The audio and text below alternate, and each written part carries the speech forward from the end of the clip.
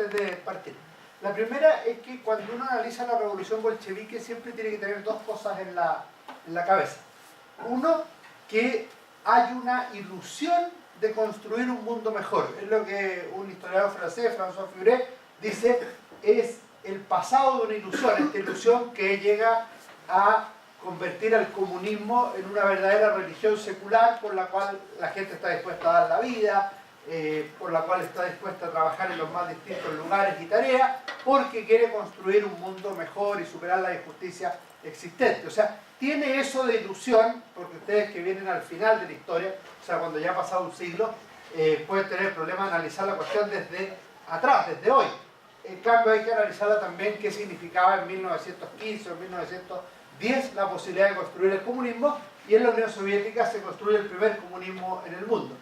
Y la segunda dimensión es la dimensión del horror, o sea, lo que fue el comunismo práctico en los hechos en la Unión Soviética y también en otros lugares del mundo. Pero las dos dimensiones son relevantes y no solo la segunda. Eso es como una primera cuestión. Segundo, la revolución bolchevique tuvo impacto en Chile. El fundador del Partido Comunista de Chile, en 1922, Luis Emilio Recabarren, viajó a la Unión Soviética, escribió sobre la Unión Soviética, difundió su doctrina, y muy temprano el Partido Comunista de Chile adscribió al comunismo soviético. Y por eso nosotros tendemos a hablar de marxismo-leninismo. El marxismo obviamente es de Marx, pero el leninismo podría ser la interpretación soviética del marxismo. Eso es lo que llega a Chile. Y por eso los principales movimientos marxistas de Chile, que son el Partido Comunista, el Partido Socialista y el MIR, se declaran en algún minuto de su historia marxistas-leninistas, y no solo marxistas como había sido el socialismo en su origen, es decir, tienen estas dos dimensiones que son muy relevantes. Y lo tercero es que, como se conocía la historia, ustedes han tenido clases de historia, de distintos temas, la regla general en el mundo era que hubiera gobiernos monárquicos. Las democracias, que es el sistema que conocemos nosotros, son relativamente recientes. En cambio, las monarquías es un gobierno que dura 1500 años, es la tradición. Cuando se sale de la monarquía, en general se pasa a gobiernos liberales parlamentarios, o sea, lo que nosotros llamaríamos hoy día repúblicas o democracias. Por eso cuando Chile se independiza, a partir de 1810, 1818, lo que viene después es una democracia liberal parlamentaria. Cuando Marx desarrolla su idea en 1848 en el manifiesto del Partido Comunista, dice que ese es un paso necesario y es lógico, pasar de la monarquía, o sea, del régimen feudal, al régimen liberal o burgués. Y eso se hace mediante una revolución, comillas, burguesa. Eso sería la Revolución Francesa, eso sería la independencia de Chile, eso sería la caída de los zares en 1917. Y a este régimen burgués, al que sucede a las monarquías, tiene que haber una revolución proletaria o comunista o marxista que destruya este régimen burgués e inicie un nuevo periodo de la historia que se llama dictadura del proletariado. Y esta dictadura del proletariado, al final del día, va a construir lo que se llama la sociedad sin clases, sin Estado, y por ende la sociedad ideal, perfecta, en esta tierra. Esa es como la dimensión que tienen que calcular. En ese sentido podemos interpretar la revolución bolchevique. ¿Cómo esto? Muchas gracias. Ahí está Lenin. Lenin es una figura fundamental del... No lo puedo subir más yo, ¿eh? O lo podemos poner arriba de la mesa, ¿no? ¿Se puede subir? ¿O arriba de la mesa? ¿Se puede subir? Como Pongámoslo arriba de la mesa para que se vea más atrás. ¿Se puede subir el...?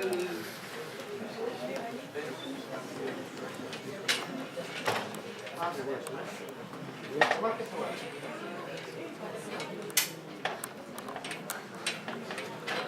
¿Me puede ayudar? Ya, con eso está más o menos bien, ya se puede ver. No, ya veo, hay que ver. Sube un Ya poquito. está bien.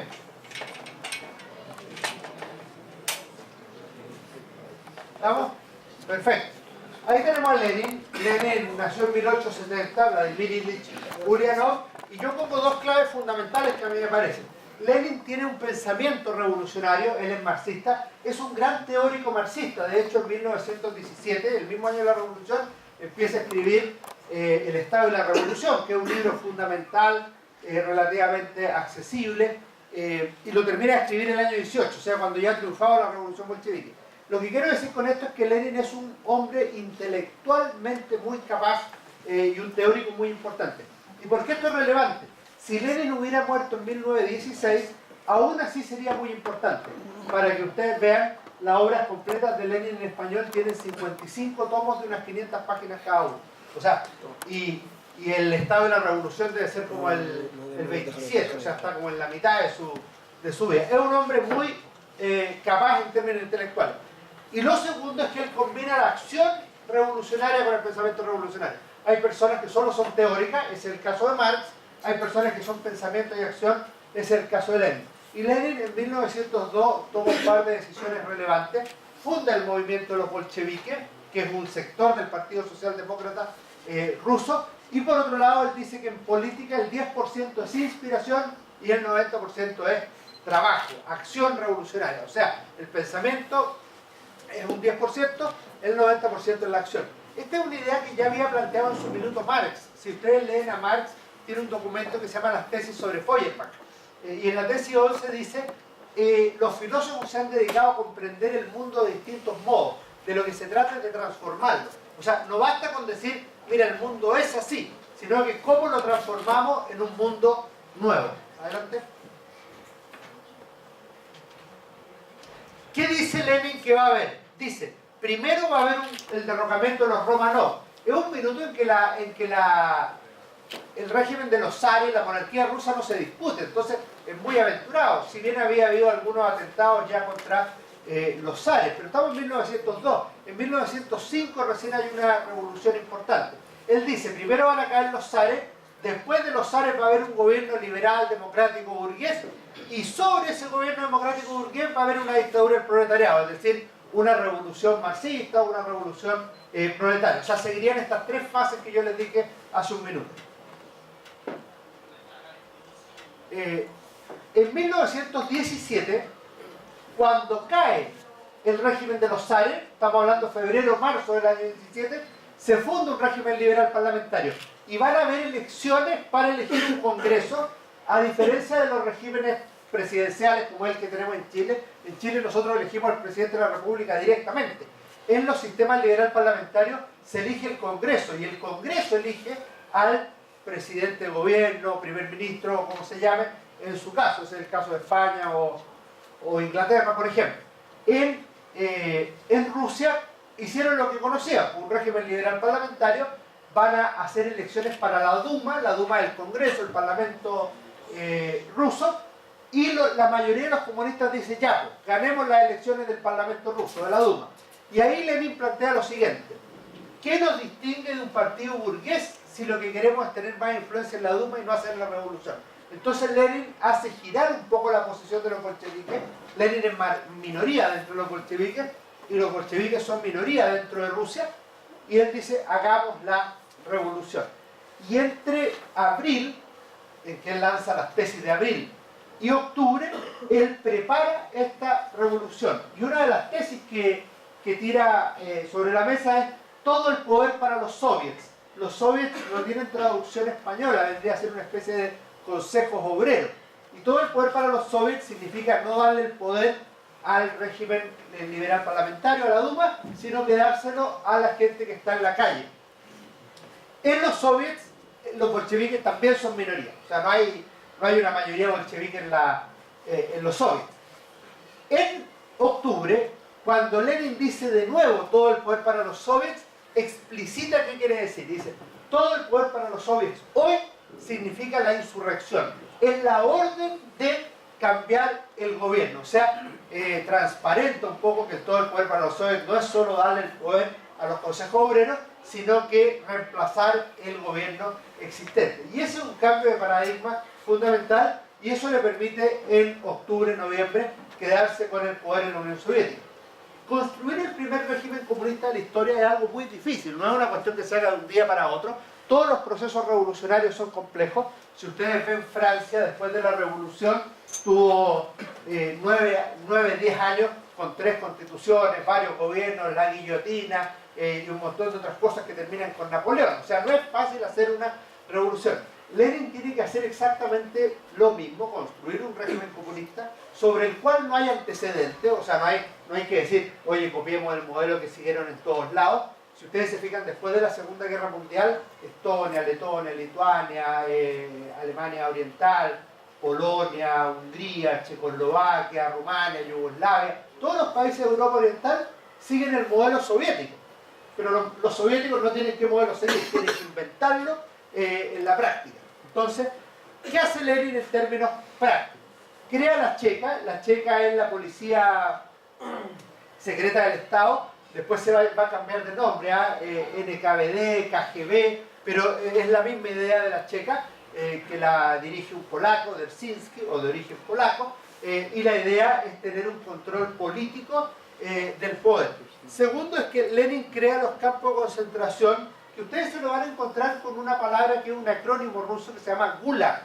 Gulag significa sistema de campos de concentración soviético.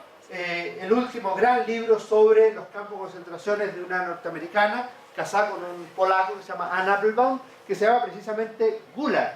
Y el libro que hizo famoso este nombre es de un escritor ruso, premio Nobel de Literatura un año antes que Neruda, en 1970, que se llama Alexander Solzhenitsyn. Y el libro de investigación literaria se llama Archipiélago Gulag, que no se lo recomiendo porque son 3 tomos de 1000 páginas cada uno, pero es un muy buen libro. El campo de concentración son los gulags, y el primer objetivo que tienen los gulags es crear mano de obra esclava, o sea, hacer la pega que es muy difícil de hacer en esos años. La tercera, este es un alcance de palabra, dice guerra a los kulaks. ¿Qué son los kulaks? ¿Quién sabe? Ajá. Los kulaks son los campesinos ricos, son los latifundistas. Y una de las cosas que dice Lenin en 1917, cuando Rusia está en guerra, dice todo el poder para los soviets, paz para los soldados, pan para los hambrientos, etcétera, etcétera. Y dice tierras para los campesinos, que es una forma de ganarse a los campesinos. Esta es una novedad, porque Marx hace su doctrina no a nivel campesino, lo hace a nivel obrero, proletario en la ciudad. Lenin no resuelve el tema, dice, bueno, necesito tener más apoyo, y crea esta segunda clase que es la clase campesina y les promete tierra. Y la tierra que les da es la tierra que se le quita a los kulaks, que son los campesinos que llamaríamos ricos, grandes campesinos, latifundistas, y esa tierra se reparte después entre los campesinos chicos, que en ese minuto no se llaman kulaks. Ya veremos cómo cierra. El cuarto punto del fin de la guerra mundial. Lenin prometió terminar con la guerra mundial. Rusia entró a la guerra mundial muy mal preparado, de hecho le fue mal en los 3 años que estuvo en la guerra. Es el país que tuvo más deserciones prácticamente en la guerra, y finalmente el tratado de Brest-Litovsk termina sacando a Rusia de la guerra. 5 en la guerra civil, o sea, no todos los zaristas dijeron perdimos ya el régimen, y se organiza un ejército que se llama el Ejército Blanco, y se organizan una serie de defensores del zarismo del antiguo régimen, y hay una guerra civil en la que finalmente también vence Lenin, que lanza ahí la teoría del terror rojo. Después Lenin tiene la idea de que dice socialismo para el mundo ahí. ¿Cuál es la idea que hay detrás de Lenin?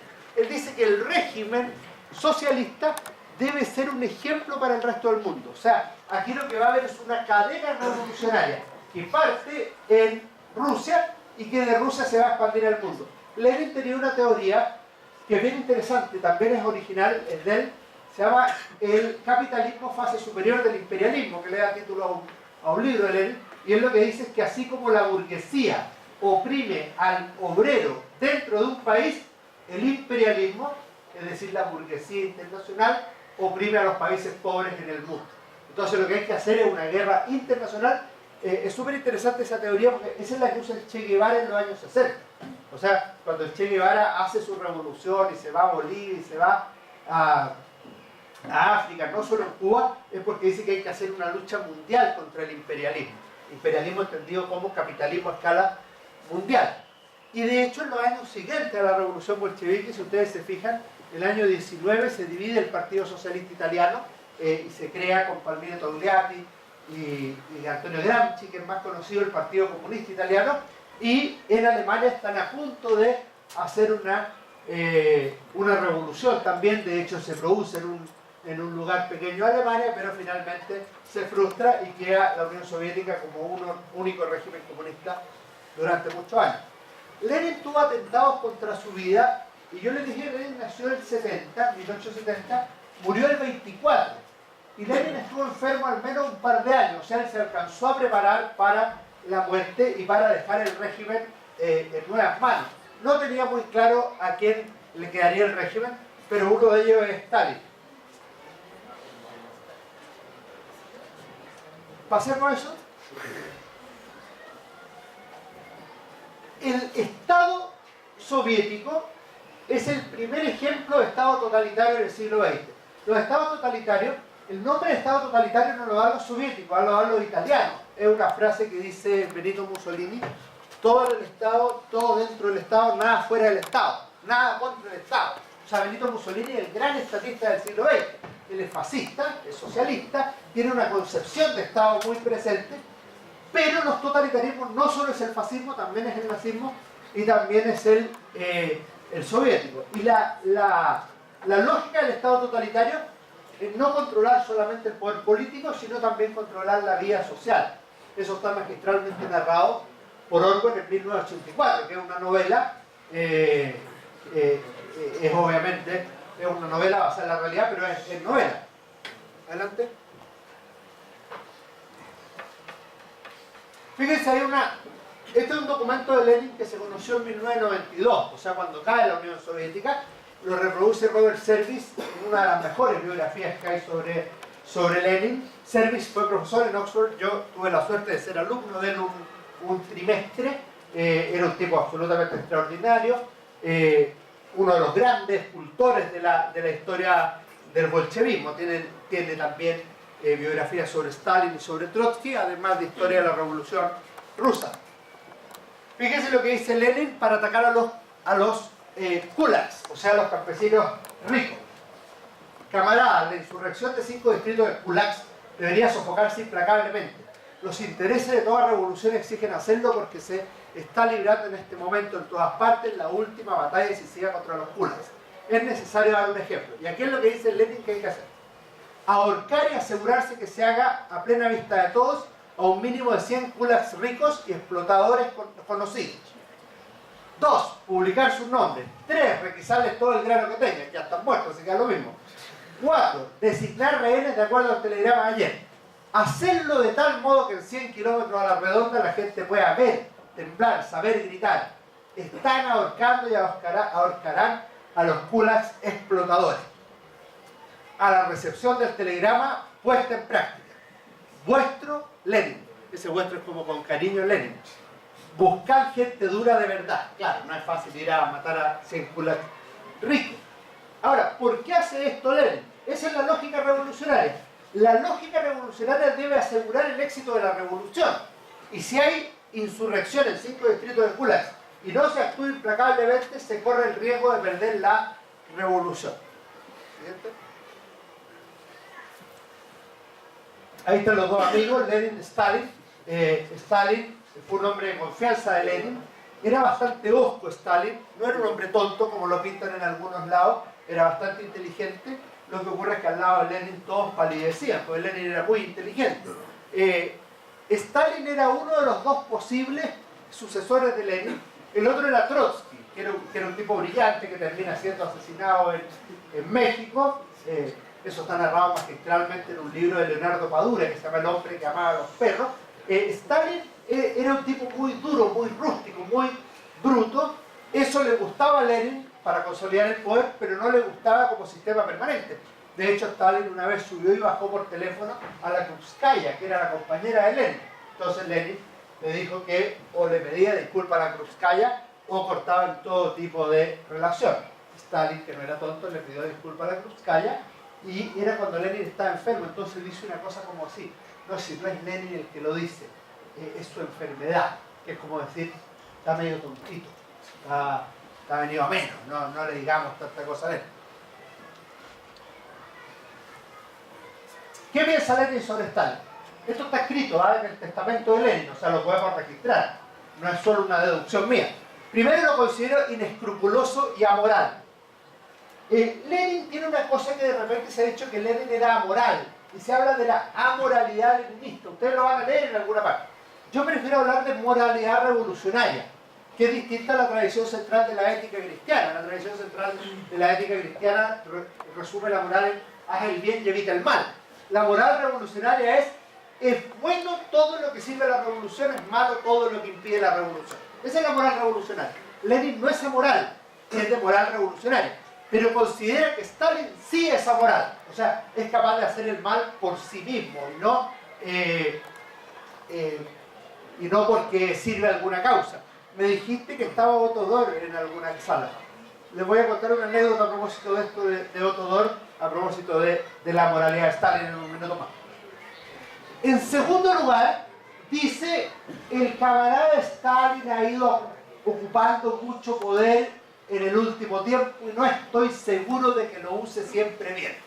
Lo que está diciendo es, usa mal el poder. O sea, Stalin acumuló el poder con Lenin, era secretario general del partido, que termina siendo el cargo más importante. Pero Lenin cree que Stalin puede ocupar mal el poder, porque ha demostrado mucha brutalidad, por ejemplo, contra Georgia. Stalin no era ruso, era georgiano, y es implacable con sus propios coterráneos.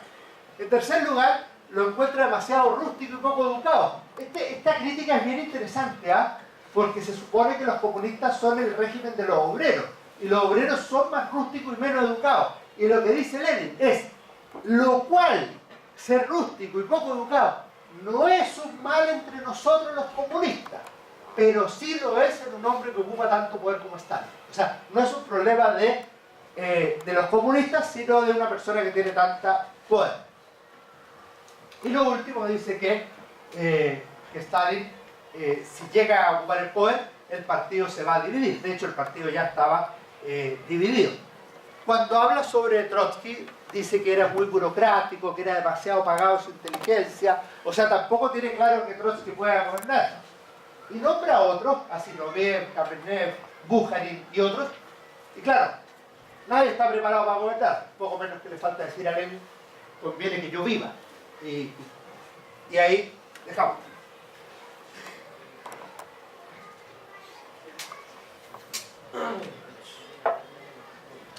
Finalmente, en 1924 murió Lenin. No está claro de qué murió.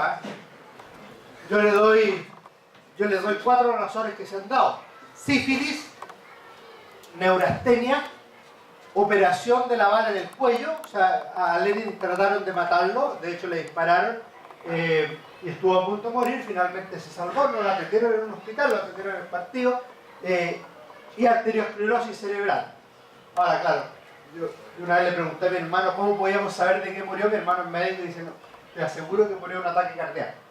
Claro, que todas las personas morimos de un ataque cardíaco al final, pero esas son las causas que llevarían a la muerte final de Lenin. Año 24. Ahí hay un error, en 1953. El 73 fue una salida chilena. Stalin en 19... se metió un duende ahí al computador. Stalin 1924, 1953, por si acaso.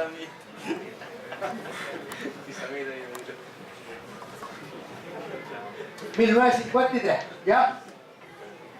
¿Qué hace Stalin? Stalin en el poder. Stalin gobierna 30 años, o sea, él es el gran continuador de la obra de Lenin es precisamente Stalin. Stalin era leninista desde el primer minuto. De hecho, su primer discurso cuando muere Lenin es sobre el leninismo, cómo continuar el leninismo, y por eso ellos siguen esta teoría de marxismo-leninismo. Leninismo en la práctica significa ser fiel, no leninista significa ser infiel, hereje, traidor, que es lo que va a hacer Trotsky, según Stalin, no según Trotsky. Lo primero que hace Stalin es la reforma en el campo. Es tremenda la reforma en el campo, allá veremos un par de cosas. Lo segundo es la industrialización, ese es un proceso muy importante. Rusia era un país pobre y campesino, si bien era la quinta potencia industrial del mundo. De repente nosotros se nos va que decimos nosotros, Rusia era puro campesino. Era campesino fundamentalmente, pero era la quinta potencia industrial del mundo.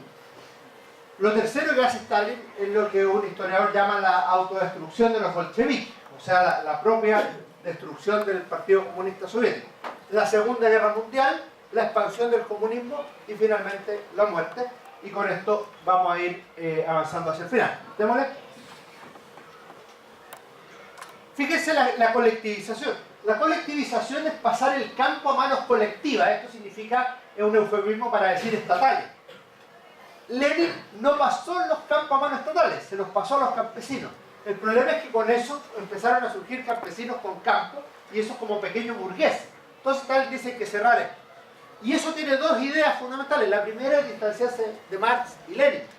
¿Por qué distanciarse de Marx y Lenin? Porque Marx y Lenin no resuelven el problema campesino en términos teóricos. Stalin trata de resolverlo. No puede haber campesinos dueños de tierra y que esto signifique después, a la larga, crear una nueva clase social. Y de hecho Stalin va a ocupar el mismo concepto. A los campesinos chicos les llama kulaks, o sea, como era antes los campesinos ricos. Y lo segundo es servir a la ciudad y a la revolución. O sea, ¿por qué hay que intervenir el campo? Para que la industrialización se pueda llevar a cabo. El resultado fue entre 7 y 11 millones de muertos. Esto está magistralmente narrado en la literatura, sobre todo. Algunos de ustedes pueden haberse topado con un autor relativamente recuperado, reciente, que se llama Vasily Grossman, que tiene un libro Bidestino, Todo Fluye y otros, y él narra escenas de canibalismo dentro de las propias familias con el hambre que se pasa con la colectivización. Y es súper interesante porque está demostrado también que muchos campesinos mandan cartas a Stalin para que Stalin sepa lo que están haciendo sus subordinados. O sea, no creen que Stalin está detrás de esto, sino que son algunos malandras dentro del partido. La autodestrucción de los bolcheviques. Esto es súper interesante. Yo anoté dos cifras ahí: 139 miembros en el Comité Central y 1906 delegados en el Comité Central. Esos eran los miembros del partido bolchevique en 1934. En 1937, de los 139 miembros del Comité Central, habían matado a 98 o 99. Lo había mandado a matar el propio régimen de Stalin, el propio régimen comunista. O sea, no es que lo hubieran matado opositores. ¿Y por qué mandan a matar a eso? Por las más distintas razones. Trotsquismo, desviacionismo doctrinario, por contacto con el enemigo, por sabotaje, por las más distintas razones, pero calculen ustedes, 98, 99 de 139. Y de los 1906 delegados, mataron a más de 1000 delegados. O sea, se produce la autodestrucción. Y la concepción que tiene Stalin es que vayan muriendo todos los que eran comunistas en 1917. O sea, que en el fondo el único sobreviviente de la época sea él. Y en esto cuenta con el apoyo de la NKVD, que tiene a 3 sucesivos dirigentes: Yagoda, Yeshov y Beria. Y es muy interesante porque cuando está Yagoda, viene el siguiente, lo primero que hacen es matar a Yagoda. Cuando llega Beria, lo primero que hacen es matar a Yeshov. Y finalmente Beria es el único que sobrevive y de hecho asiste a la muerte de Stalin el año 53. O sea, esto es lo que se llama la autodestrucción bolchevique. Apareció un libro el año pasado, antepasado, en España. El autor es Schlegel, es alemán, pero lo tradujeron. Y es notable, se llama Terror y Utopía, sobre los juicios el año 37 más o menos, que son los años de la autodestrucción bolchevique.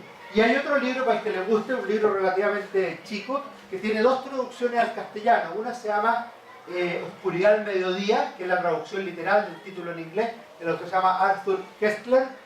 Y la traducción última se llama El Cero y el Infinito, que es una forma novelada de los juicios del año 37 de Stalin. Un libro precioso. Ahora, no es apto para depresivos, pues uno termina mal después de ese libro.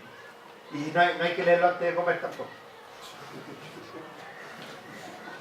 Vamos a la Segunda Guerra Mundial. Si ustedes se fijan en la Segunda Guerra Mundial, en la primera etapa, Stalin llega a acuerdo con Hitler. Incluso cuando se firma el pacto Ribbentrop-Molotov, esto está registrado en los documentos diplomáticos, Stalin hace un brindis por ese hombre que tanto quieren en Alemania, Adolf Hitler.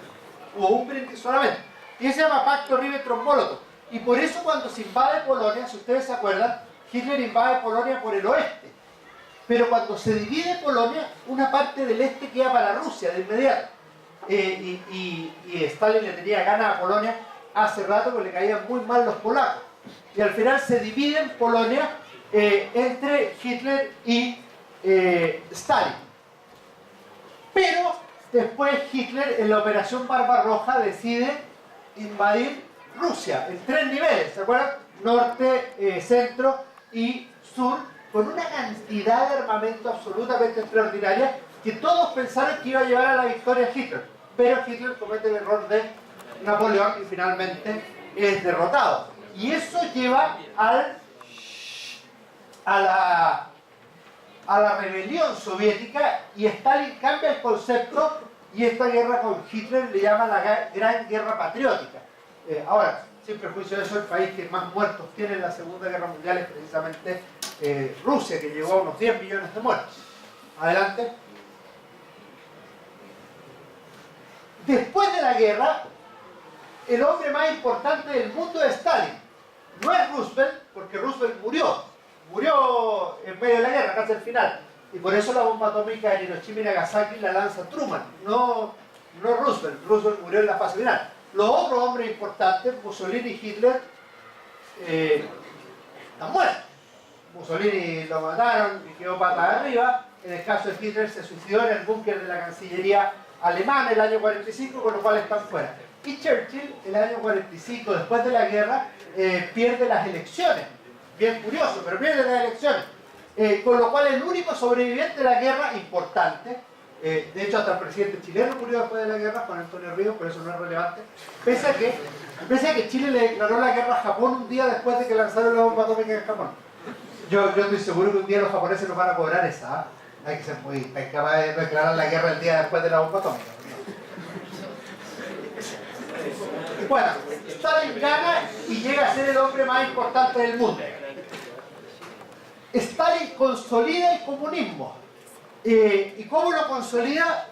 Aquí hay un mapa que se ve de lejos, pero los 3 países bálticos, Estonia, Letonia y Lituania, Polonia, Alemania Oriental, y si ustedes ven Hungría, Checoslovaquia, etcétera, etcétera, etcétera. O sea, prácticamente se crea una réplica de la Unión Soviética en Europa Central y Oriental, que eran todos dominios hitlerianos. Y de hecho, una cosa que narra la literatura polaca, húngara y de otros países, es cómo se produce una especie de liberación. Pero imagínense cuál es la liberación. Te gobernaba Hitler y te pasa a gobernar Stalin. Esa es la liberación.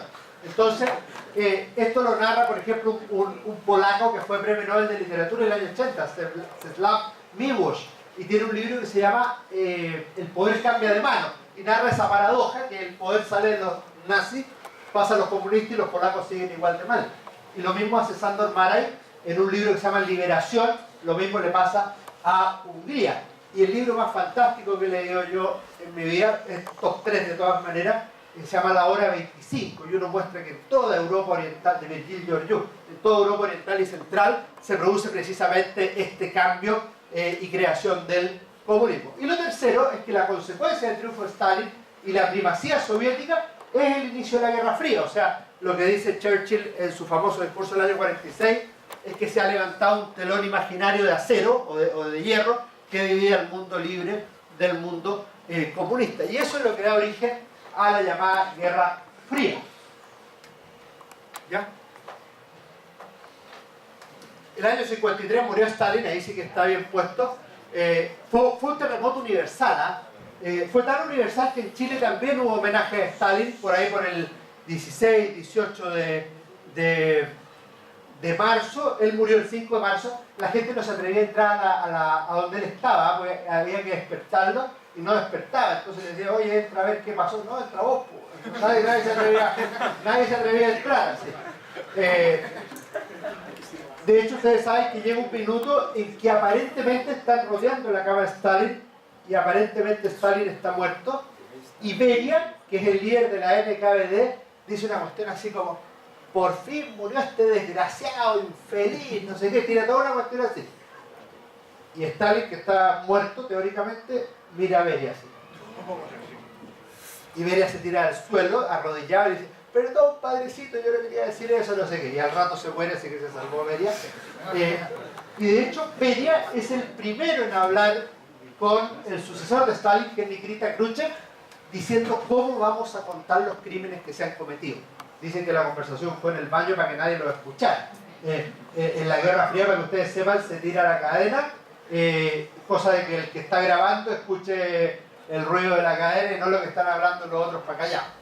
Beria y Khrushchev finalmente hace el 20º Congreso del Partido Comunista del 56, donde reconoce los crímenes comunistas en los años 30. Pero cuando muere Stalin, recibe un homenaje en Chile, en que participan varios chilenos importantes. Uno de ellos el poeta Pablo Neruda, que esto le va a costar bastante a Neruda. De hecho, en los años 60 no le dan el premio Nobel porque era considerado un poeta staliniano. Ahí donde dice stalinianos, llevamos este nombre con orgullo, staliniano, esta es la jerarquía de nuestro tiempo. Por si acaso, esta no es la obra de Stalin. La obra de Stalin está en el Canto General, que es del año 50. Este poema es del 53 y el título verdadero es En su muerte. Camarada Stalin, yo estaba junto al mar en la Isla Negra, cansado de lucha y de viaje, etcétera, etcétera. Stalinianos, llevamos este nombre con orgullo. Y habló con el Partido Socialista Salvador Allende. Es súper interesante que sea Allende el que habla, porque Allende había sido candidato presidencial en el 52 y el 53 termina su discurso diciendo: camaradas del Partido Comunista, nosotros sabemos que hay sombra y dolor en vuestros corazones, que es ancha y profunda vuestra angustia. Vuestro consuelo es el saber que hay hombres que no mueren. Stalin es uno de ellos. Ese fue de hecho, las juventudes comunistas cambiaron el juramento. El juramento era por el marxismo-leninismo. Y después de la muerte de Stalin, juran por el marxismo-leninismo-stalinismo. Es un cambio en el juramento de la juventud. Fin. Muchas gracias.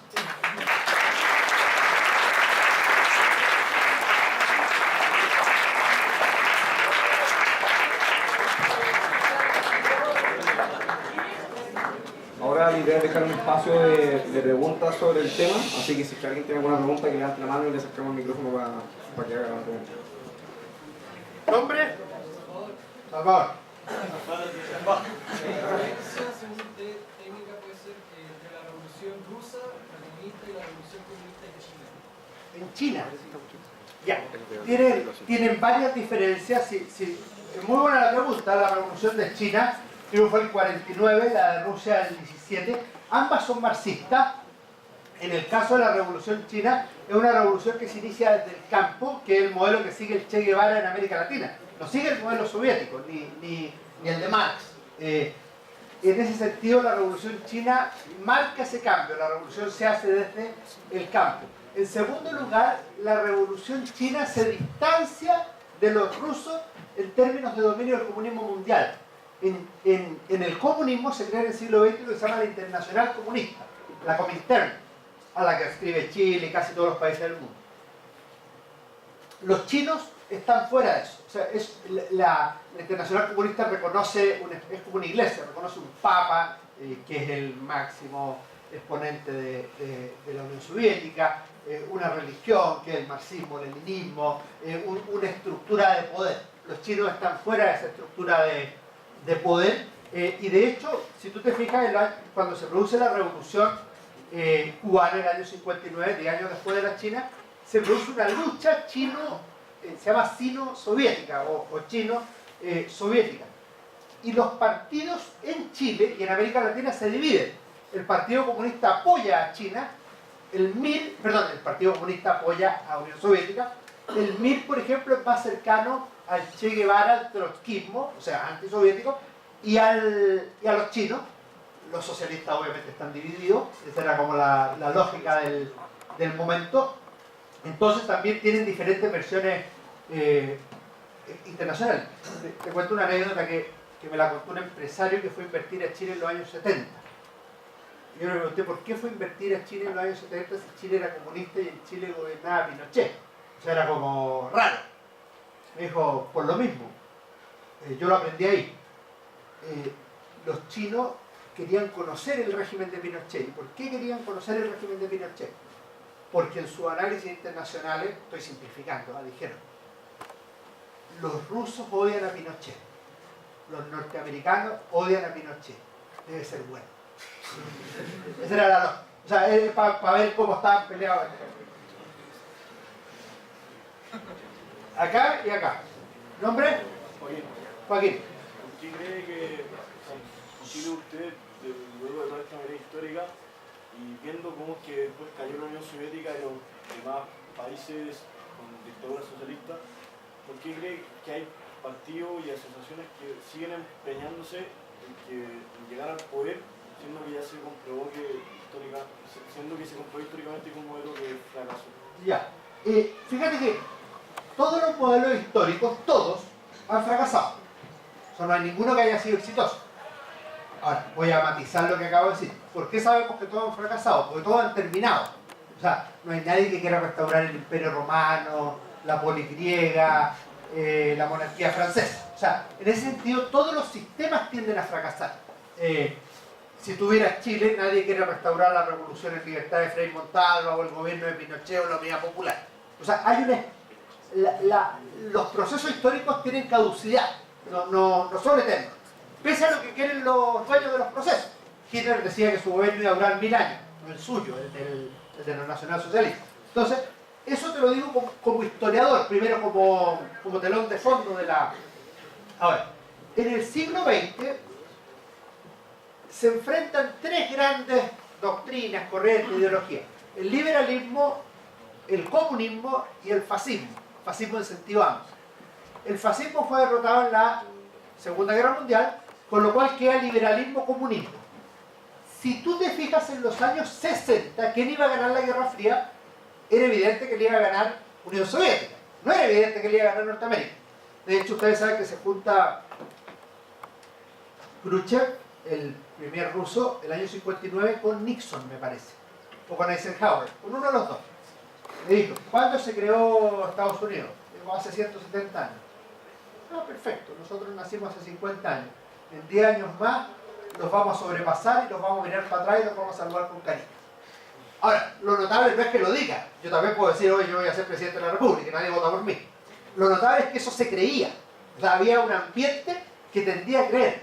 La amenaza roja venía e iba a superar toda la humanidad. Eso se creía en Occidente, no solo en el mundo soviético. Completo con un dato. Neruda, por ejemplo, tiene un poema que se llama Crecen los años. Dice, he visto nacer, crecer los años y se afirman las repúblicas del socialismo en marcha. Vietnam palpita porque en sangre y dolores nace la nueva vida. O sea, si antes había un país comunista, después hay 2, después 3, después 4, después 10, después 20. Nunca hay 18, 16, 14. En cambio, otro tipo de países, monárquicos, dictaduras militares, democráticos, eran 30, 20, 10. O sea, iban bajando. De manera que se suponía que el comunismo iba a ganar. Ahora, en los años 80 se produce un doble proceso, que el comunismo se desgasta internamente, y por otro lado en Occidente surgen figuras superiores que muestran la superioridad del mercado y la democracia, que son Reagan, Thatcher y otros. Además puede agregarle a Gorbachev en la Unión Soviética, que quiere cambiar el sistema, y al Papa Juan Pablo II, que dice que hay una descomposición interna del régimen comunista. O sea, hay un ambiente que tiende a matar. Y cuando cae el muro de Berlín nadie lo reivindica. O sea, es como un suicidio. De hecho, yo creo que el comunismo muere en los años 60 con dos hitos. Con la construcción del muro de Berlín, que es en el fondo decir, la única manera de mantener a la gente acá es construirle un muro para que no se escape, y con la invasión a Checoslovaquia, que querían crear lo que llamaron el 68 un socialismo con rostro humano, y los soviéticos entraron con tanque a Praga, que es una de las ciudades más maravillosas del mundo, y repelieron ese intento de liberación. Entonces ahí hay una muerte espiritual del comunismo. Pero en el año 89 muere con la caída del muro de Berlín y en el 92 con la Unión Soviética. La izquierda, ¿qué dice? En el año 2000, por ejemplo, Perry Anderson, que es un gran historiador comunista, dice, cualquier análisis de la izquierda en el futuro debe partir del siguiente dato: fuimos derrotados. Fuimos derrotados. Pasado. No significa que a futuro vamos a ser derrotados. ¿Y qué es lo que produce? Que si en los años 90 hay un triunfalismo liberal, no hay nada mejor que la democracia y que la economía de mercado, ¿qué se te produce en los años 2000, 2010, 2015? Que siguen habiendo problemas que tú ya no le puedes echar la culpa al comunismo. Ahora tú tienes que ver si son problemas o no problemas, pero la gente considera problemas. Un problema es la pobreza, sigue habiendo pobres. Nadie va a decir, oye, hay pobres en Chile por culpa del comunismo. Si hay pobre en Chile es por culpa de alguien distinto al comunismo. La desigualdad. Si yo considero que la desigualdad es un problema, hoy Chile tiene más desigualdad que hace 50 años. Y lo mismo pasa en Rusia, lo mismo pasa en Estados Unidos, lo mismo pasa... Desigualdad absoluta. Esto significa que los ricos tienen una mayor distancia con los pobres. Mayor distancia absoluta. Los pobres viven mejor, pero la distancia absoluta... Entonces tú dices, bueno, ¿y cómo terminamos con esto? Y ahí la propuesta comunista tiene valor. ¿Qué es lo que te asegura el comunismo? Es una, así como en el nazismo el antisemitismo es esencial, en el comunismo el antiburguesismo es esencial. La propiedad privada sobre los medios de producción debe desaparecer.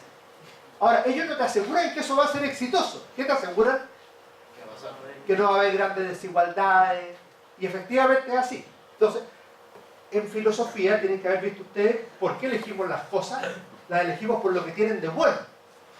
De manera tal que cuando yo digo, oye, voy a comer como malo en la cabeza, claro, no pienso ni en mi dolor de guata, ni que voy a engordar, ni en el gasto. ¿Qué pienso? En la comida, en la satisfacción. Cuando yo digo X cosa, lo elijo por lo que tiene de bueno. Cuando alguien mata a otro porque lo odia, no es que elija matar, elige vivir sin él, etcétera, etcétera. El comunismo te asegura un bien, te asegura otros males. Pero lo que tiene, de hecho hoy día como con un amigo comunista, del Partido Comunista, hoy día en la noche, vamos a ver en qué estamos. Yo me dijo que quería estudiar en Inglaterra. Lo van a dejar detenido, yo creo, en la pero claro, él está convencido y cree que tiene la razón y todo eso. Pero la razón que hay es que termina con cosas que son verdad. Ahora, yo te estoy dando una respuesta histórica, no política. Esa es la razón. ¿Alguien más? Acá. Que si analizamos más o menos la Unión Soviética económicamente, se podría decir que está fundada a base de políticas totalmente extractivas. Una economía que al principio... ¿Nombre? Yo, Jorge. O sea, que lo escriben en el Por qué fracasan las naciones, que es una economía que da resultados inmediatos muy buenos. O sea, por ejemplo, con Nikita Khrushchev después de Stalin, el empleo era pleno empleo, había salud gratis, educación gratis, era más o menos, se llegó a todo lo que tenía el capitalismo en un acotado periodo de años. Pero lo que pasó fue que este tipo de economía no es sustentable durante el tiempo. O sea, durante los años 60-55 la Unión Soviética tuvo un crecimiento gigantesco y, o sea, se veía que era un motor gigantesco. Nikita Khrushchev nunca le atribuyó a Stalin que mediante, porque él fue el mayor impulsor del Gulag, del campo de concentración de las fuerzas de trabajo obreras, que dieron a Rusia el esplendor económico que tuvo durante los años 60. ¿Nunca le retribuyó todos esos esfuerzos a Stalin? Sí se lo retribuyó, pero en vida, si no era tonto. De hecho, uno de los que acompaña a Stalin en su muerte es Nikita Khrushchev. Lo que pasa es que cuando se muere Nikita Khrushchev y hay una cosa que los romanos llaman damnatio memoriae, o sea, hay que matarlo después de muerto. Nikita Khrushchev se sube a los buenos, ahora después lo sacan a él, o sea, así es la vida. Ahora, la vida de la Unión Soviética es que el que sobrevive va a la muerte y así sigue otro sobreviviente y no hay vuelta en eso. El tema de la economía extractiva es súper notable, porque esto sí que, y tiene que ver con la pregunta que me hacían recién, la única economía que crea riqueza de manera sustentable en el tiempo es la economía de mercado. O sea, eso es un hecho de la causa. El punto es que genera externalidades como las que yo mencioné. O sea, genera que los ricos son más ricos. No que los pobres son más pobres.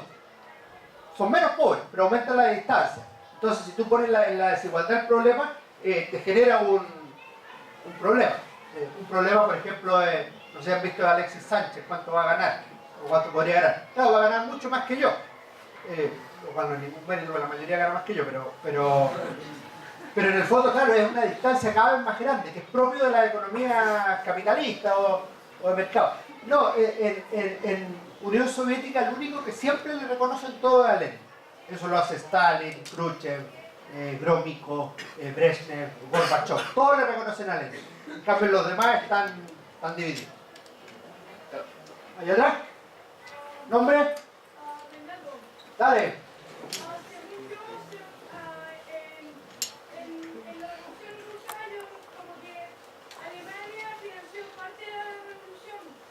Ah, muy buena pregunta. Claro, lo que pasa es que los alemanes mandan de... Lenin estaba exiliado, estaba en Zúrich, y los alemanes terminan mandando de vuelta a Lenin a Rusia. ¿Y por qué lo mandan de vuelta? Porque Lenin era tan desagradable que iba a generar problemas en Rusia. Y eso le iba a servir a Alemania para derrotar finalmente a los rusos. Y efectivamente se produjo eso. No es que financien a los bolcheviques, pero sí financian el regreso y ayudan a que vuelvan. Eso suele pasar en la historia, ¿eh? Cuando se toman decisiones así que son por una razón, la historia rebota por otro lado. Efectivamente es así. Acá y allá. Agustín, ¿qué ocurre en todo este proceso histórico con los mencheviques? Porque hay un proceso en que ya, por decirlo de cierta manera, estaban extintos y después más adelante Claro. vuelven. Los mencheviques con los bolcheviques son el mismo partido, son la socialdemocracia rusa. Lo que ocurre es que a comienzos del siglo XX, los bolchevique y menchevique son palabras rusas, bolchinstvo y menchinstvo. Bolchinstvo significa mayoría y menchinstvo significa minoría. Entonces Lenin se adjudica ser bolchinstvo, mayoría, siendo minoría. Y los mencheviques son tan tontos que siendo mayoría se llaman mencheviques, o sea, se llaman minoría. ¿Y cuál es la diferencia? Que la socialdemocracia menchevique sigue siendo socialdemocracia, mientras que los bolcheviques pasan a ser comunistas. Al principio dentro del mismo partido, después dividido. El año 17, los mencheviques, o los cadetes, o los socialrevolucionarios y todo eso, están en la línea de sacar a los zares e iniciar una democracia liberal parlamentaria, que es la tendencia que sigue la mayoría de la socialdemocracia europea. Los bolcheviques están haciendo la revolución. Sí, yo, en la guerra contra los kulaks, cuando los terratenientes le tienen que quitar las tierras, la inexperiencia que tenían los campesinos, ¿cuál fue la relación que hubo entre la inexperiencia que tenían por el desperdicio de las tierras entre la muerte y el alcoholismo en Rusia en esa época? Claro. Son dos épocas distintas. Hay dos guerras contra los kulaks. Hay una del 17-20 y una del 29-31. Una de Lenin, la otra es de Stalin. Los campesinos no es que no tengan experiencia, tienen experiencia. Lo que no tienen es propiedad ni administración. De hecho, el sistema, no sé si usted ha leído literatura rusa, Tolstoy o algún otro, cuando cuentan cómo hacen el arado en Rusia, es súper primitivo. Pero los campesinos son capaces de hacerlo en una tierra pequeña. De hecho, lo que se produce es una cuestión bien notable. Cuando se dividen las tierras y los campesinos ya no son dueños de una gran tierra, sino de una pequeña propiedad, y Stalin dice que van a tener que producir para el Estado una parte y para ellos otra parte, ¿saben lo que pasa? Los campesinos parten la tierra y la que produce para ellos produce 10 y la que produce para el Estado produce 4. Claro, no son tontos los campesinos, tienen sentido de lo que en la economía de mercado se llama los incentivos. ¿Dónde produzco mejor? En aquello que beneficia más directamente. O sea, sí tienen experiencia para producir. Ahora, lo que te pasa el año 30-31 es que hay una hambruna generalizada, porque cuando Stalin dice que hay que pasar los animales al Estado, los campesinos prefieren que los animales mueran a pasarlo al Estado. Entonces ahí se produce la guerra del hambre. Que no solo es en Rusia, también es en Ucrania. Que dramático, en Ucrania fueron 3 millones de muertos. Está narrado en un libro de Schneider que se llama Tierras de Sangre, que es lo mismo, es notable, pero no apto para depresivo. ¿Nombre? Doctor, no sé si te podría hacer una pregunta al gobierno bien. Sí, lo que quieras. Bueno, Yo no sé si te la podría contestar, ¿no? ¿Cuántos medios que influyeron todo este sabotaje por parte del gobierno americano y la caída del precio del cobre a la economía que él plantea? Sí, mira, mi historiador preferido, Mario Góngora. Y Mario Góngora dice una cuestión que es muy notable, dice: los problemas históricos complejos hay que huir de la tentación del monocausalismo. O sea, ¿por qué se produce algo? Por múltiples razones. El presidente Allende en su discurso final dice: el capital foráneo, el imperialismo unido a la reacción generaron las condiciones para... Yo creo que el tema es mucho más amplio, los norteamericanos algo influyeron, está la bravuconería de Nixon-Kissinger en la discusión cuando Allende no ha ganado todavía, pero saca la primera mayoría el 4 de septiembre del 70, que dicen vamos a hacer crujir a la economía chilena y todo eso, chillar la economía chilena. Ahora, si tú te fijas, más destruyó el aparato productivo chileno, la destrucción del aparato productivo chileno que hace el gobierno de la Unidad Popular, que la influencia extranjera en los precios o en lo que sea. De hecho, tú sabes que el cobre con Allende era más caro que con Pinochet. O sea, más le habría afectado a Pinochet la política de precios del cobre. Cuando estuvo más alto fue con Frei Montalva. Con él estuvo al mayor precio. Y con Bachelet Piñera primera versión. Pero en general no era esa la política. Ahora en Chile sí hubo políticas de sabotaje, ciertamente, de lado y lado. O sea, de hecho Frei denuncia sabotaje de las centrales marxistas de sindicatos contra su gobierno y viceversa. Yo creo que algo tiene que ver. Ahora el problema más complejo a mí me parece que es un problema, todavía no lo tengo investigado, estamos en ese proceso, pero yo creo que se desarrolla en Chile lo que podríamos llamar un anticomunismo práctico. O sea, no tengo idea cómo es el comunismo teórico, pero lo que yo veo en estos 3 años de la Unidad Popular es. Y lo segundo que es relevante es que la oposición se une.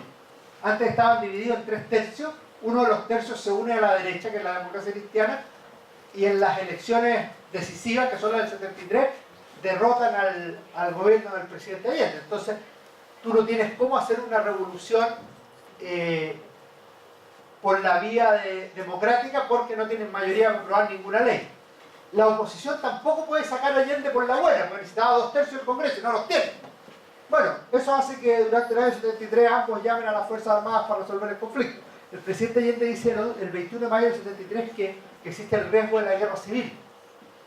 Y es muy notable la reacción de sus partidarios al día siguiente.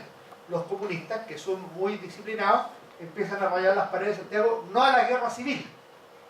Y los miristas y algunos socialistas empiezan a rayar las paredes poniendo a ganar la guerra civil. O sea, como que va a haber guerra civil sí o sí. Entonces, y al final, bueno, el tema se resuelve por resolución militar, que es una fórmula que nos daría para otro tema. Acá tenemos 1, 2, 3. ¿Qué hizo? ¿Nombre? Ricardo. ¿Qué hizo que Stalin fuera el sucesor de Lenin? ¿Qué lo destacó con respecto a los demás líderes? Sí. Había 2 que eran superiores, uno era Stalin. La gracia de Stalin era que había estado junto a Lenin en el año 17 y que controló el aparato interno del partido durante el 17-24, especialmente en la última etapa, cuando Lenin estaba enfermo. Eso es lo principal. Lo segundo es que Stalin era determinado. Tú sabes que si alguno quiere dedicarse a la política, una de las cosas que hay que tener en el buen sentido de la palabra es ambición, es la decisión de llegar. En cambio, la gente que le da lato, dice, sabéis que es mucha pega o la campaña me da lato, bueno, no va a llegar. Stalin era determinado y en ese sentido, cuando muere Lenin, el funeral de Lenin lo organiza Stalin. Entonces él se presenta como el sucesor natural de Lenin. Y él controla el partido con el apoyo de algunos que no eran stalinianos, que eran como los típicos que estaban en posiciones intermedias, a todos los cuales manda a matar el año 36-37. Bukharin, Zinoviev, Kamenev y otros. Kirov. Pero entonces Lenin no dejó a nadie así como que el sucesor de mando. No, porque en su testamento político en la práctica dice que todos son malos. Dice que todos son malos. No. A todos les falta algo para hacer. Claro, entonces, ahora lo hace porque tú sabes que el testamento político lo conoció Stalin, en tanto Lenin lo hizo. Pues sacaron 4 copias y una de las cuidadoras de Lenin la tenía que comprar Stalin. Entonces le llegó una copia. Entonces Stalin sabía lo que Lenin estaba haciendo, entonces aprovechó de organizarse. No era tonto Stalin, era bien vivo. Acá, Pedro. Sí, que la hambruna por mala organización y administración de los cultivos y todo en eso, ¿se podría comparar también a la mala administración por parte de Inglaterra de los cultivos irlandeses?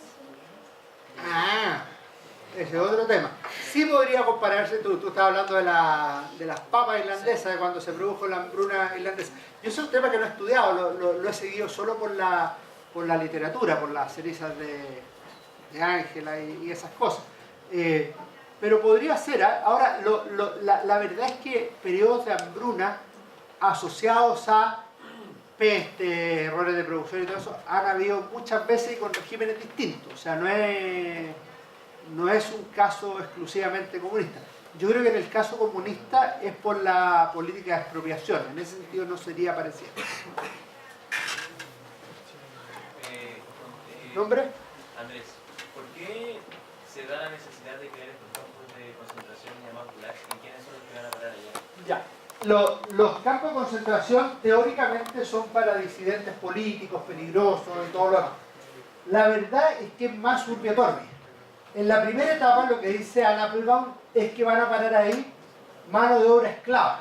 Esto significa que hay que cortar, por ejemplo, bosque. Entonces detienen a los que son cercanos al antiguo régimen zarista, los mandan a un campo de concentración cercano a un bosque y se dedican a cortar bosque. Con lo cual tienen esa mano de obra grande, que es una fórmula de trabajos pesados y todo lo eso. La construcción de canales y otro tipo de cosas se hizo exactamente de la misma manera. Después del año 45 mandan al Gulag a muchos que estuvieron en Occidente por uno de los delitos más terribles que había en esa época, que era contacto con el enemigo. Piensa tú que los rusos llegan a Alemania, a Berlín, antes que los norteamericanos y los ingleses. Y a muchos de los que llegaron a Alemania los mandaron al Gulag. ¿Y por qué los mandaron al Gulag? Por contacto con el enemigo, porque estuvieron en Berlín. Pero si nos mandaste tú, bueno, ¿qué tal? No, mala suerte. O sea, no, eso es. Solzhenitsyn, que estuvo en el Gulag, lo mandaron por una crítica a Stalin, porque hizo un verso en que se reía de Stalin, que se lo mandó un amigo en una carta. Pero se le olvidó que las cartas eran todas revisadas. Entonces alguien la leyó y le dijo, fine. De hecho, ahora lo bueno de eso es que permitió que toda la literatura de Solzhenitsyn entre el 45 y el 55 esté basada en el Gulag. La más notable de todas, y esta sí se la recomiendo porque es breve, es Un día en la vida de Ivan Denisov, que es literalmente vivir en el Gulag. Los otros, en cambio, son más duros y más largos. El primer círculo, Pabellón de Canceroso y otro. Ahí los dos. ¿Tu nombre era? Joaquín.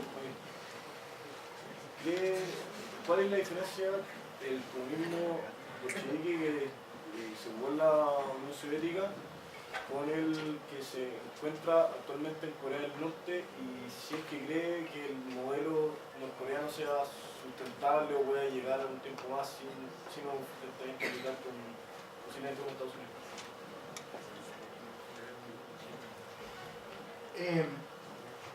No se parecen en el origen, pero la verdad es que el modelo norcoreano, si bien es comunista, y si bien el Partido Comunista de Chile, por ejemplo, y otros partidos comunistas adhieren al modelo norcoreano o al cubano, es más parecido al cubano, y ha sido al final una mezcla del comunismo con monarquía patrimonial. Entonces, y por eso es hereditaria. Y eso es bien interesante porque es muy novedoso. Ahora, ¿qué le va a pasar a ese régimen? Ese régimen va a morir. Pero con esto no digo ninguna generalidad, porque todos los regímenes van a morir. O sea, no, la pregunta es cómo y cuándo.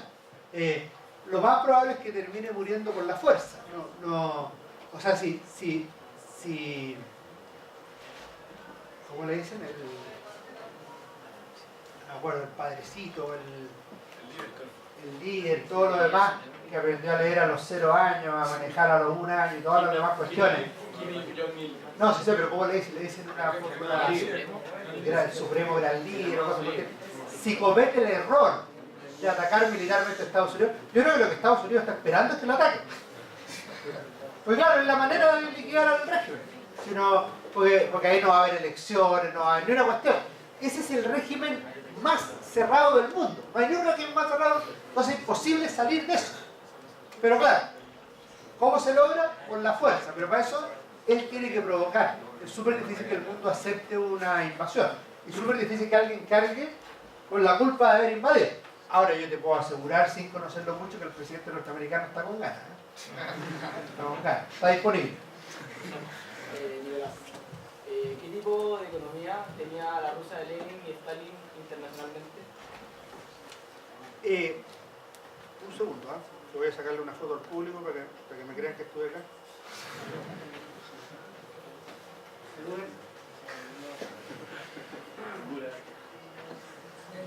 Ya.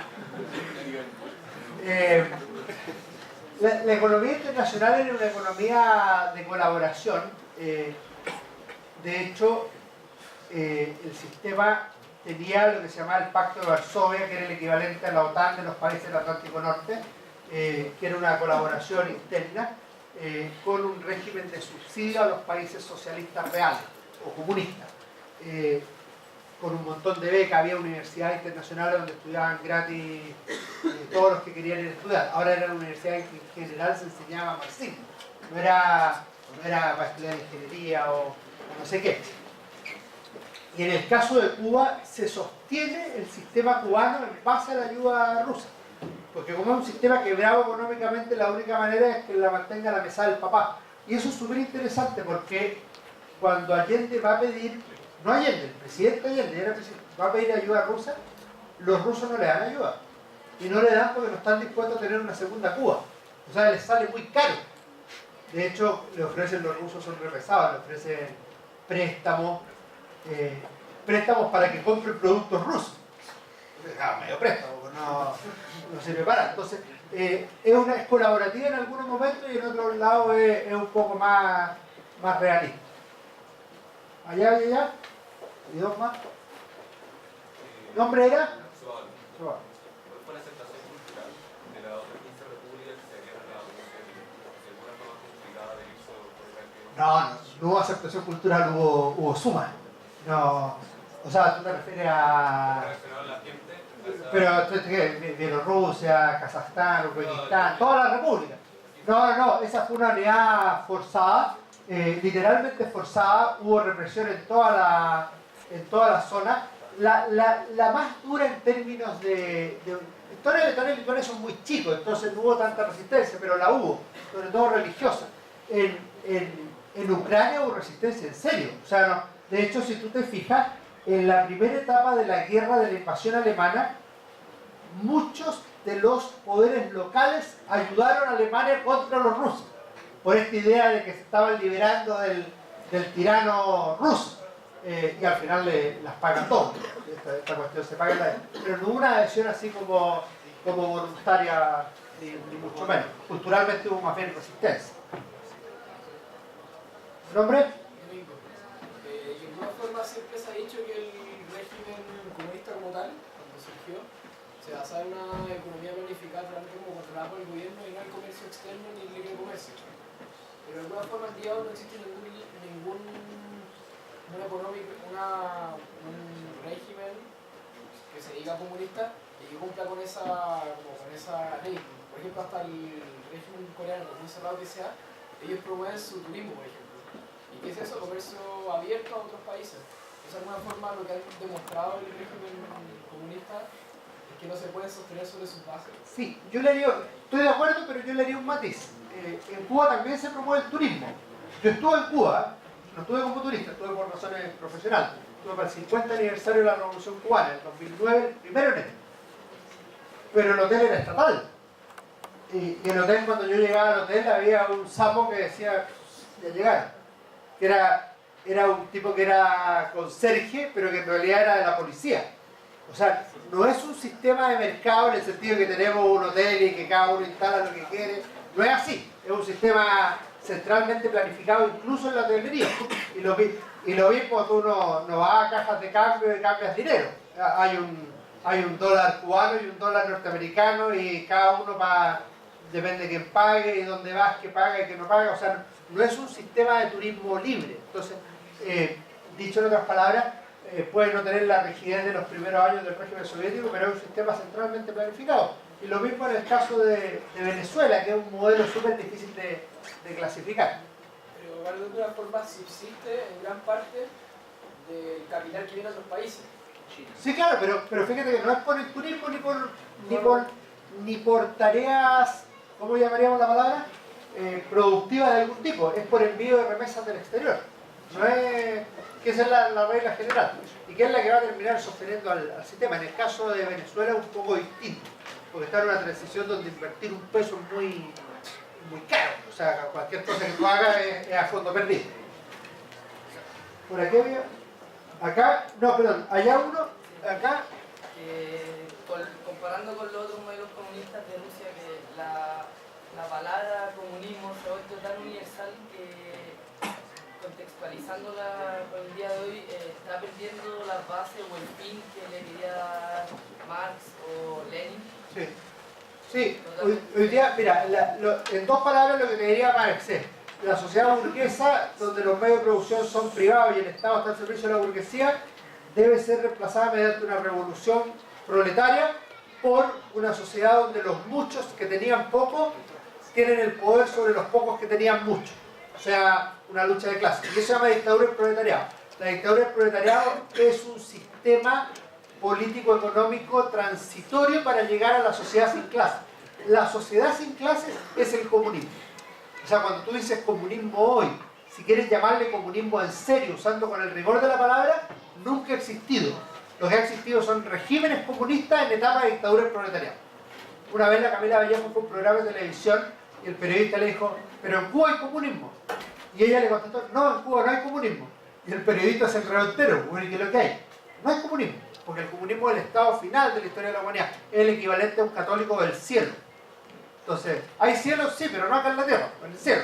Bueno, el comunismo lo que te diría es: ¿hay comunismo? Sí, pero al final, hoy día tenemos dictadura del proletariado. Esa sería la respuesta teóricamente marxista-leninista. Es como un sueño que nunca se ha logrado. ¿Ah? Es como un sueño que nunca se ha logrado. Bueno, técnicamente, efectivamente, es una utopía. Y la utopía, no sé si saben lo que significa utopos, no lugar. Un lugar inexistente, efectivamente. No sé si ha estudiado a Gaddafi, pero él, a lo que yo he leído sobre él, o sea, los rusos adaptaron el sistema alemán de Marx, que era un marxismo para el obrero de la industria, lo adaptaron también a un país que era campesinado mayoritariamente, pero Gaddafi tomó la teoría marxista y la adaptó culturalmente a una sociedad beduina nómade. Sí, claro. ¿Usted está de acuerdo de que mediante esas propuestas hace que el comunismo dentro de un país que funda el comunismo base su cultura pueda subsistir aún más que el ruso? Yo lo que sostengo es que todos los marxismos-leninismos tienen que tener tercer apellido. Entonces, en América Latina se llama marxismo-leninismo-guevarismo.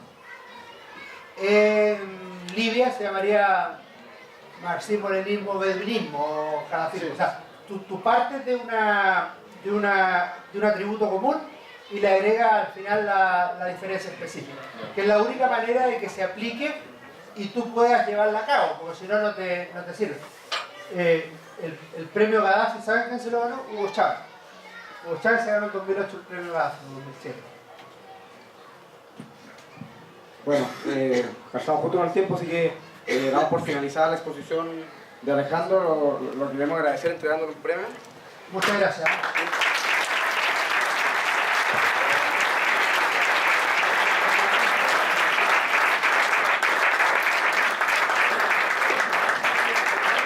Por la asistencia, los dejamos más que invitados a que sigan participando en los distintos bloques que van a haber durante el día.